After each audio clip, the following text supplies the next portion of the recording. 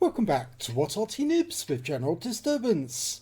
This is the Lorraine 155 mle.50. It's the Tier 7 French SPG. It's located on the eastbourne of Malinovka and it's under the command of Bigger Stickers. And as you may know, that is my American account, my NA account. And, well, I'm actually doing a dual perspective replay because this replay is really about the other player, the one not you can see behind me, but another player in this game. I'll leave his identity until a little later, but I think you'll probably guess who it is halfway through the game. Well, the Lorraine 155 mle.50 did pass its trials, but never got put into production simply because the Lorraine 40-ton tank was cancelled, and this M12 came and parked right next door to me, which is very bad etiquette for an Arty, because if you do that, you're likely to get counter battery, because two tracers are much easier to see than one. So I gave him a little nudge to say I wasn't happy, and then I decided to go to a different bush, because if I stayed at the same bush, then more than likely I'd get taken out of the battle by the enemy. Our first round, aimed at the T20, didn't really get very far, but we noticed there's a lot of enemy tanks have actually come over the gap, and we've got a guard and an object 274A, and they're parked on that corner, and the Peter is having a bit of a difficult time. So I've marked the guard as my target. Rams out. Got a direct hit right on his front quarter. You can see the impact point right above his tracks. Picked up 176 hit points, and the guard realises he can't stay there in the water, because if he does, even though he's side scraping that Peter, he would actually get wiped out. So I'm now aiming for the 274A. He pulls back just as I fire, and I stun the guard, but unfortunately we lose the Peter, and another of our players, a T95, moves up to the corner, and the 274A just goes straight in and wipes him out. Well, I think we know where that 274A is going. He's going to hide behind that building there. So I'm going to try and put a round in there to let him know that he's not welcome. And we've also got to watch out where that guard might have gone. And now we've got some more enemy tanks are joining them. There's a Super Pershing just crossed the gap, and so he's on that corner now along with the guard. And now we've got a steel Waffenträger moving in, and he's not alone, because there's now a KV3, and that shell hit the building, so it did absolutely no good whatsoever. And that KV3 is having a bit of a problem because he's getting smacked around a bit. Okay, so we've got a whole bunch of enemy tanks sitting behind those wrecks on the corner. So I'm going to put a round in there. And it hits the rock face, wouldn't it just? We can see the 274A has moved up, and you can see those wooden barricades behind him were being destroyed, so it looks like he's not alone when he moved up there. Somebody else has actually crept up through the bush line. And so I'm going to fire around at that corner, the corner he was just in, and knock the logs over, but and the KV3's popped out, and he's trying to push, which is not a good idea because there's a large number of tanks firing at him, and he's going to go down if he's not careful without getting me killed. Yeah, he's gone. There's the 274A. Sitting on the corner, dialing in, that's out, and now we've revealed that the Super Pershing also managed to move up, and I've marked him as next target. He just got tracked. Now the standard reload for the Lorraine 155 is 28.57 seconds. I've got a reload of 24.19, so it's a little faster, 4 seconds faster. Rounds out. Direct hit on the Super Pershing, but I'm pretty sure I hit the 274 at the same time. We just can't see him. Yes, he's stunned, and he's very low on hit points now. In fact, both of them are very low, and there's a pretty good chance if I put a round in there, I might get both of them to pop at the same time. Let's see if I can do that. Round's out. Well, no, but I took off another 200 hit points off the 274 Ray, and they are now both a splash kill. But I'm still hopeful I can get some damage on them. My teammates are knocking a bit more health off them. 5 seconds. Here we go. He's been tracked again, so he's not going anywhere. Round's out. Bombardier! 2 kills, 1 shot. Okay, now where is the steel Waffenträger? He was last seen in this vicinity, and I look at that bush there in that tree, and I think maybe he's hiding in that bush. He might be. Give it a round, just see if we can find out where he is. No, nothing from that. But he was seen over there, and our teammates are moving up. We've got a Super Pershing and a Borsig moving up. They might spot where the Waffenträger's gone. There he is! So he was just behind the wreck. Okay, going to fire around it. And 233 hit points of splash off that one. Oh, picking up some stun assist.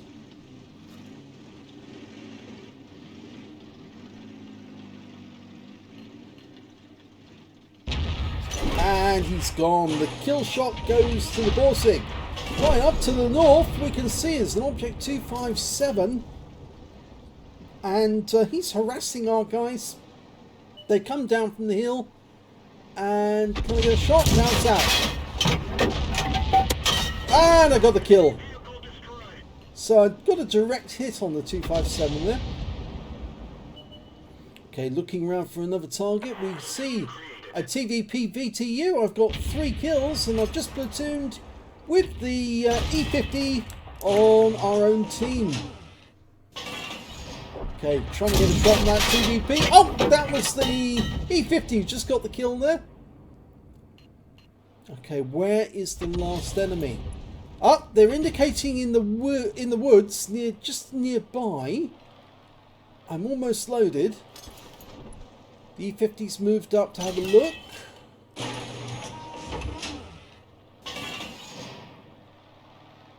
Going to fire around in there and see if I can wake somebody up. Okay, that one impacted in the wood, knocked a tree down. Is there somebody in there? Yes, there is! And he was stunned. And he's now taking fire from everyone. And unfortunately, the E50 did lose some hit points. Okay, next target's the Object 263. And he's right at the edge of my field of fire. Rounds out. And, well, didn't get that, but the E50 just killed the GW Panther on the enemy team. So there's only 2 left now. This Object 263 and the M12, who's making a run for it. And he's gone down. So it's just this last tank to kill the Object 263. Trying to get a solution, but I'm ballooning all the time. Rounds out. And my shot goes in, but it's the Borsig who gets the kill. And that is the end of the game. Now, let's have a look at the game from somebody else's perspective. And here's the second player in the dual perspective. It's Yazine007 or 007 of the Order clan in the E50, which is a tier 9 medium. Well, this is the mle.50 series tank. It's basically an upgraded Panther or Panther 2, and it's about the same weight as a Tiger 2, but it's much faster, 60 kilometers an hour top speed. Now he's armed with a 105mm gun, which is capable of doing 390 alpha, penetrating 230mm with standard rounds, and with the premium ones it'll go through 270mm. You've got a variety of guns that you can use with this tank, and in fact the top gun is the 105 or the 88, and he just got around into the T20. There's my shot stunning him, and all this T44 is getting in the way. And he just got hit by stun from the enemy Arty. Yeah, this T-44 is being a real nuisance. And he's been spotted. Ouch! That's an Object 257 firing an HE round. Hit the side of the vehicle. Now in dimensions, this thing is very much like the Tiger II. Can he get a shot on this guy? Yes he can. One shot, that's all he needs. It's 390 alpha, and so it's really, really devastating. Normal reload time is 9.2 seconds. And you can see he's got it down to 7.48. He's working the north edge of the lake rather than going to the top of the hill. But he doesn't need to. You can do that sort of damage low down. 446, a high roll. Now, can he get another shot in? Not at the moment, because that guy is basically hiding. He knows that this gun is devastating. Now, the 8.8 centimeter gun that fits on the E50 is capable of firing one shot every 4 seconds and is laser accurate, but the problem is that it lacks the damage weight that this gun will do. This thing's really meaty and actually does the sort of damage you'd expect from a Tier 9. Yeah, look at that, another one. 374 off the T-54, he backs up and he's going to take another round. He does, 378, but he manages to get a round in and it went lower plate, which is the weak spot on the E50. The upper plate of the E50 is actually very good, but it's the lower plate you've got to watch out for.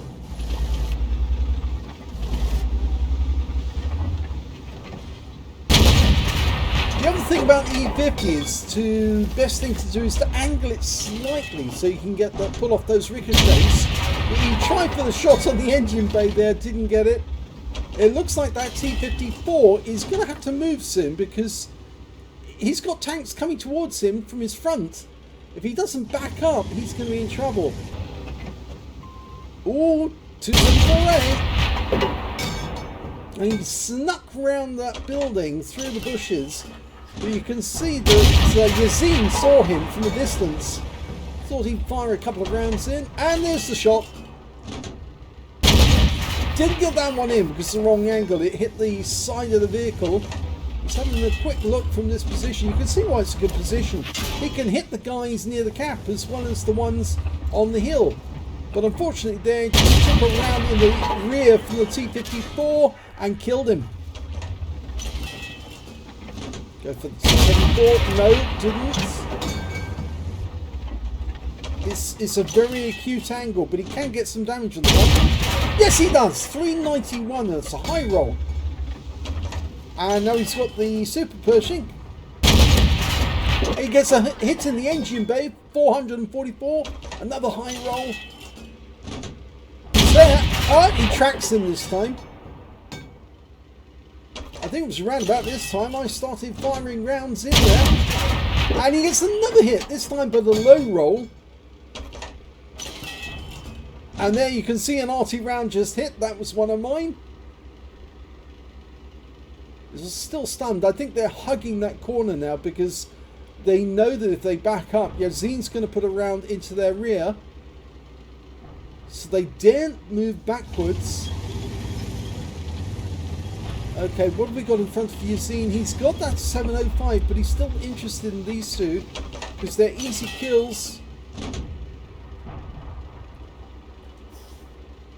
He's wondering if they're going to come down that corner. We've got the steel Waffenträger over there. I think that's what he was aiming at.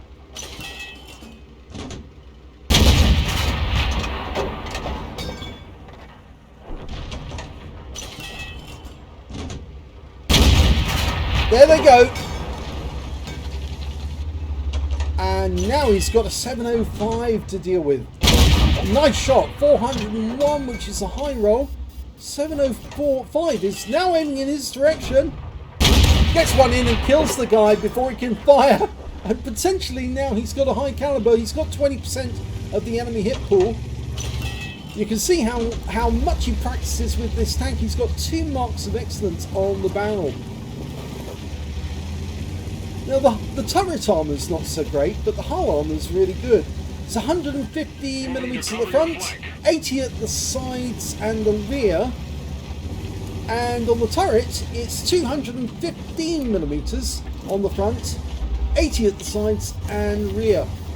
So it's really good on the front of the turret, but fairly weak on the sides, you might say. But it's a very well angled front plate. You can see that. Very well angled indeed. So it's very easy for him to deflect a shot. He gets a nice round into the 257. I think my Arty round comes in any second. And I think he was... Did he spot it? There he is. He's spotting him. And he gets a hit. Bounces the round that comes in. There's my Arty shot that takes out the 257. And at that point I offered to platoon because we both got 3 kills. Now there's that TVP T5050, T5051, it's a TVP VTU. Oh, one shot! All it took, one shot. Now he has been spotted, so something is definitely ahead of him and he knows it. And he just got stunned by the enemy Arty. He can't see where the enemy tank is, but he knows they're in that wood. He's pushing this wreck round for cover for the moment. He's just waiting for something to happen, somebody to reveal them. Where are you? Wait for it. There's the Arty round that flies in from my gun. Just waiting for the... There he is! He's popped out. Goes for the weak spot on the top of the turret, but he took a round in the rear for 564 from the 263. And he's just got clobbered by the GW Panther as well. There's the GW. Okay, can take that guy out with one through the gun shield. Yes! So he's now up to 5 kills, one short of getting a top gun. The 263 is backing away. He's now outside vendor range. There's the other enemy Arty, and he gets him. That's the Pascucci's and the top gun. There's only one enemy left. It's the 263. He's over the side of the ridgeline. Oh, he can get a shot, and he does. And there's the kill that actually finishes the game. It didn't come from Yazin. It came from the Borsig, but that was a victory. Great little battle. Let's have a look at the end of battle statistics for both vehicles. Here's the end of battle stats for the Lorraine 155 mle.50, played by myself. Yes, bigger stickers. I got a first class tanker in that game, a bombardier for getting at least 2 kills with 1 shot. That was the Object 274A and the T26E4. I got a bruiser medal for getting at least 5 critical hits in this one. I managed to get 9. And I got a Brothers in Arms medal because I platooned with Yazin. We both had at least 3 kills in the game. My win rate was only 2,080, but it was a satisfactory game. It actually did work. Let's have a look at the team score and see where I stood. Well, I was a little further down the table. You can see there 1,433 hit points of damage. The Super Pershing got a Confederate steel wall with 1393. The Super Hellcat got more than me with 1597. And you can see that even though I only got 1433, there were in fact 4 members of the enemy team above me and 4 members of my own team. So I actually came in 9th on damage. So very low on damage. But when it came to kills, I was actually joint second. Not joint second, I was second place. Because the top scorer was our the main subject of our replay, Yazin007, and he actually got 6 kills and I managed to get 3. And when it came to base XP, I managed to get second place again with 1035, whilst Yazin beat me with 1468. Now let's have a look at detail for my Arty. 18 shots fired, 3 direct hits, no penetration but 15 splash. Damage of 1,433 hit points, all of it at more than 300 meters. I damaged 6 of the enemy, killed 3 of them, and did 1,714 hit points of stun assist off 12 stuns. On a premium count, I earned 44,993 credits, got 22,496 from personal reserves, total of 67,489 credits altogether. And after ammunition resupply, took away a profit of 49,400 489 credits. I got 1,552 XP, times 2 for the first victory, same again from personal reserves, and took away 4,657 experience points altogether, and collected 2,000 free experience because I completed a mission as well at the same time. So it wasn't a bad game for me, but that's just mediocre, you might say. It was an average battle. Let's have a look at the stats for Yazin 007. He did an absolutely brilliant game, this one. Look at this, E50 in beast mode, he says. He got an ace tanker. It's not the first time he's had an ace tanker. He's had them before, obviously, because he's got 2 marks on the barrel. He got a fire for effect for doing more damage than the hit points to his own vehicle. He got a spotter badge for spotting at least 1,000 hit points of damage on the enemy. A duelist for taking down 2 tanks who damaged him. A hand of God for surviving the battle having received damage from 4 different enemy tanks. A bruiser medal for getting at least 5 critical hits. In this one he got 11. And he got a number of epic and battle hero medals as well. 1 epic, which was the Pascucci's for killing 2 enemy Artys. Yes, he got the GW Panther and he got the M12 in this one. Yeah, there he goes. There's the GW and the M12. He also picked up the Brothers in Arms because he also had 3 kills, or at least 3 kills. In fact, he ended up with 6. And he got a high caliber for dealing the most damage in the game. A Top Gun for getting at least 6 kills. He might have actually ended up with Radleys, because 2 of the tanks that he actually aimed at were killed by somebody else just shortly after he fired. Obviously the AC-48 and the Object 263, because he aimed at both of them, actually hit them, but it was somebody else who claimed the kill away from him. He also got a Confederate for hitting more of the enemy than anyone else on his team, at least 6 tanks subsequently taken down by other teammates. And his win rate from this game was much, much higher than mine, 11,954, which is Super Unicum standard and a lot higher. So very, very well done by Yazin. Let's have a look at the team scores again. You can see that Yazin is right at the top of the table with 5,979 hit points. I think he was a bit surprised that he was top tier in a tier 9 game with tier 7 tanks in it. The next highest scorer on damage was actually the Object 263 on the enemy team with 2,848. That was the guy who fired a round into his side right towards the end and got nearly it was over 500 hit points in one shot. The next high score after that was the Object 257, who got 2,195 hit points. When it came to kills, he had the top spot with 6 kills. 3 kills went to myself, 2 kills to the Borsig and the Hellcat. And when it came to base XP, he's top on that. So he's got the top in all 3 columns. 1,468 base experience points to Yazin.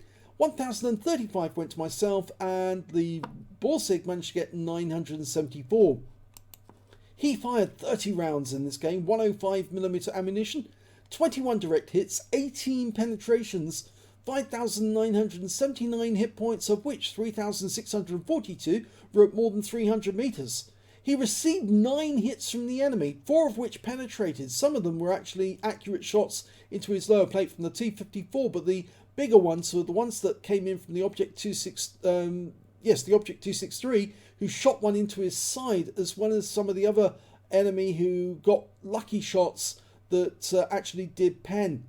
He also got 3 non-penetrations and 4 hits by way of splash damage from the enemy. 1,240 hit points of damage blocked by armour, 3 enemy vehicles spotted, 12 enemy vehicles damaged, so it was only 3 enemy tanks that he didn't touch in the entire game, and 6 enemies were killed. It could have been so easily been a Radley's as well, but for the fact that somebody else was just quicker on the draw. And if his shot, he was quicker on the draw actually, because what he did is he fired the rounds at those enemies, penetrated them, and then somebody else immediately after he fired his shot, they fired their one in and kill-stealed away from him. If they'd fired first and Yazin had fired afterwards, he would have got the kill instead. So it was just so close to being a Radley's this game. 1,898 hit points of spotting assist in that one as well. He was spotting. Being above the lake like that, you could see in 2 different directions at the same time. So he was covering both angles, and he was spotting for people who were behind him as well as the people in front of him. On a premium account, he earned 86,892 credits from that game, but he did fire a number of premium rounds, and you can see here he spent he did spend 100,000 credits merely on ammunition, so he actually made a loss of 50,158 credits. But I think you'll agree that the amount of damage he did actually will have helped him get closer and closer to that third mark on the barrel. So he ended up with a loss on credits, but on XP he did better. 2,202 for the battle, ×2 for the first victory, same again for completing a mission, and, well, in fact, actually it's 4,404 for completing the mission, and 8,808 experience points altogether. So, fantastic game here for Yazine. I actually contacted him after the game and said, would you like that on video? And he was saying, oh, it's just an ordinary battle for me. And I said, if that's an ordinary battle for you, then... Well, I didn't say that, actually. But the thing is that I was very impressed that he considered this quite an ordinary battle in a sense. It really wasn't ordinary. This was exceptional performance from somebody in an E50, and just goes to show how good the E50 is as a medium tank. It's got the damage dealing of a heavy tank, but it's fast like a medium. So although he wasn't playing it fast, he was just using its abilities to deflect shots and firing rounds, accurate rounds that were doing lots of damage to the enemy. So yeah, the E50 is quite a good tank to get, and if you get the right gun, incredible muzzle velocity, you can accurately shoot people from a very, very long way away, and they probably can't see you because it's got good view range as well. So definitely worth getting the E50 if you're on the ladder to get it.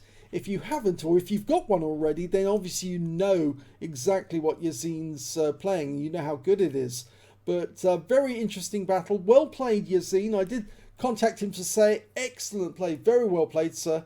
And I think he enjoyed it. So he's sending this replay into Rot Replays as well to Wargaming to see if he can actually end up with getting a prize from them for the best replay of the week. He deserves the prize for, I think it's 2,500 gold and some days of premium. He certainly deserves it. He worked for it, that one. So I hope you enjoyed this dual perspective. If you did, please give this video a like. Do subscribe to our channel. Leave a little comment down below because it feeds the algorithm.